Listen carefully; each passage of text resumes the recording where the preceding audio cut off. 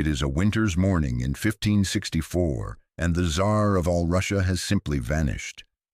Ivan IV, the man history would forever brand as the Terrible, had abandoned Moscow, taking with him the royal treasury, his most sacred icons, and a deep-seated simmering paranoia. For weeks the capital held its breath. Then a message arrived from the village of Alexandrovka. The Tsar wasn't just abdicating, he was demanding a divorce from his own country. He claimed the boyars, the high-ranking Russian nobility, had poisoned his beloved wife, Anastasia, and were plotting to sell his head to the highest bidder. To return, Ivan demanded absolute, unchecked power. He wanted to split Russia in two. One half, the Zemshchina, would remain under the old laws. The other half, the Oprichniki, would be his personal kingdom, a state within a state where the Tsar's word was the only law. But a king is only as strong as the steel at his side. To enforce this new bloody reality, Ivan created a brotherhood that would become the blueprint for every secret police force and death squad for the next 400 years. They were the Oprichniki, 6,000 men, hand-picked for their cruelty and absolute devotion, dressed in the black robes of monks, yet armed with the blades of executioners. They were a shadow army that answered to no one but the Tsar himself. They were ghosts in the snow, monsters on horseback who turned the Russian heartland into a slaughterhouse. So let's begin with the birth of Russia's first death squad, and the day the black monks rode out to claim their first victims. To understand the Oprichniki, you have to look past the robes. This wasn't a religious order. It was a paramilitary machine designed to decapitate the Russian social structure. Ivan didn't just want soldiers. He wanted a psychological weapon. Every man inducted into the Oprichniki had to renounce their family, their land, and their past.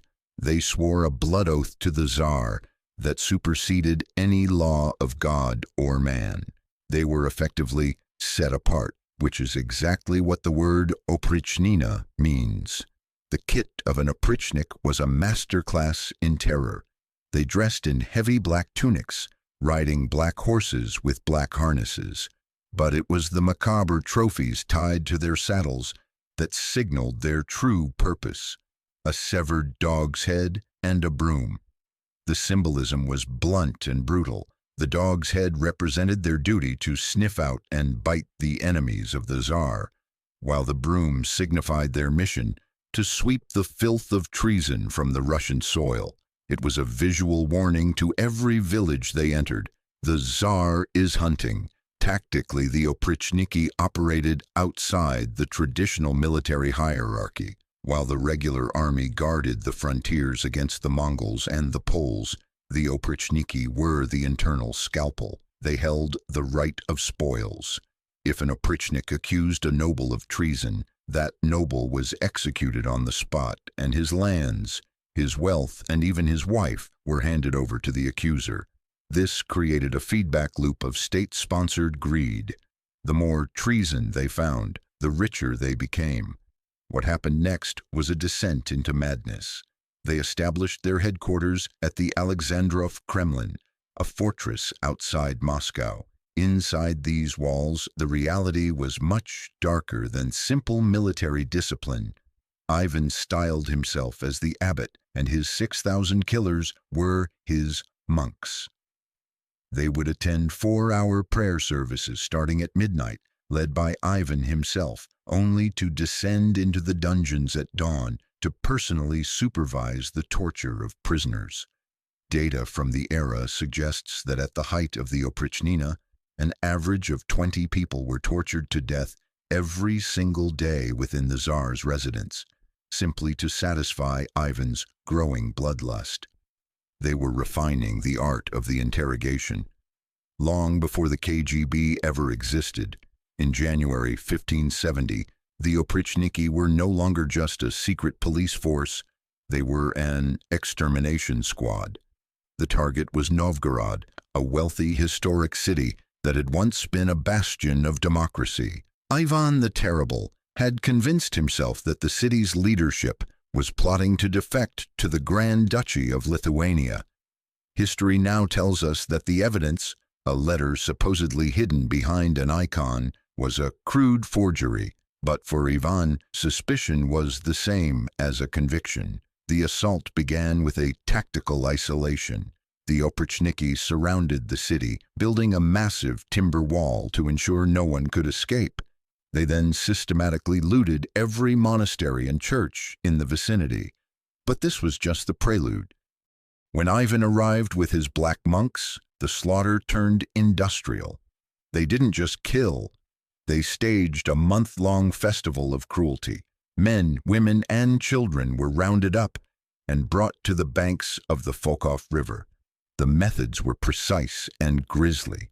Groups of citizens were tied together, doused in flammable liquid, and set ablaze before being pushed into the freezing water. The Oprichniki patrolled the river in small boats, armed with pikes and long-handled axes. If any victim managed to surface or tried to swim to the ice-clogged banks, they were hacked back down or decapitated in the water. The river became so choked with corpses that it reportedly stopped flowing, and the smell of death lingered over the city for years. The scale of the grinder was staggering. While Ivan's personal records admitted to 1,500 victims, archaeological evidence suggests a much more brutal reality. Somewhere between 6,000 and 12,000 people were systematically liquidated in a single month. When the Oprichniki finally rode out of Novgorod, they left behind a ghost town. The city's wealth was gone, its population was decimated, and its spirit was broken. It was a victory of the Tsar over his own people. The Oprichniki were masters of the dungeon, but as it turns out, the reality of the battlefield was much different. In 1571, the ultimate test arrived in the form of Devlet Werngiray, the Khan of the Crimea. Leading a massive force of 120,000 Tatar horsemen, the Khan struck deep into the Russian heartland. This wasn't a group of unarmed merchants. This was a professional army of the steppe. The Oprichniki intelligence network failed spectacularly. They had spent so much time inventing imaginary conspiracies that they completely missed the movement of a massive invasion force. When the Tatars reached the gates of Moscow, the Black Monks, these men who had terrorized the Russian peasantry for years, simply melted away. The Tsar fled, the Oprichniki fled. Moscow was left to burn. Over 160,000 Russians were killed or dragged into slavery in the resulting fire and chaos. The Oprichnina had proven to be a hollow shell, effective at crushing internal dissent, but utterly useless at defending the state. Ivan, in a rare moment of clarity fueled by humiliation, realized he had created a monster that served only itself. In 1572, he abolished the Oprichnina. To cover his tracks, he turned his remaining loyalists against the Oprichniki themselves. Many of the leading black monks were rounded up and executed with the same gruesome methods they had perfected on others. The death squad was purged by its own creator. Today, the physical scars of the Oprichniki are few.